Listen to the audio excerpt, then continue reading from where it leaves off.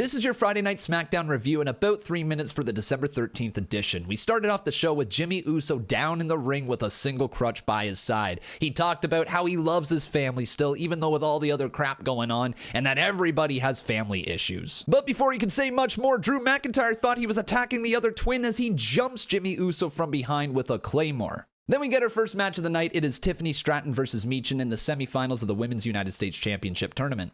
This was a good match with a slightly unfortunate ending as a mistimed prettiest moonsault ever led to an awkward end where Michin hit the Eat Defeat for the win. Shockingly, Michin does beat Tiffany Stratton and moves on to the finals. We then got a Roman Reigns pre-tape promo as he challenges Solo Sikoa for the Ula Fala on the very first episode of Monday Night Raw on Netflix. That is a massive match. But then next up we have Carmelo Hayes versus a mystery opponent, and it was revealed that Braun Strowman was the mystery man. Braun is back. He's on Friday Night SmackDown now, and he would easily beat Carmelo Hayes in like less than 90 seconds or something like that with a power slam in the center of the ring. Then we go backstage where LA Knight is roasting both sides of the bloodline and calls the Ula Fala the Ufa-Lafa, which I'm sure Solo Sikoa didn't love. And there was another thing that Solo didn't love as Solo was in the ring demanding everybody acknowledge him, and LA Knight interrupted him just like he interrupted Roman Reigns, what, a year ago? This would lead to a match between LA Knight and Solo Sikoa, and it was a solid matchup, but ended in disqualification after Jacob Fatu got involved, pulling LA Knight out of the ring. The Bloodline would destroy LA Knight before Andrade and Apollo Crews, of all people, would come down and make the save. But it wouldn't be enough as Solo Sikoa and the Bloodline took them all out.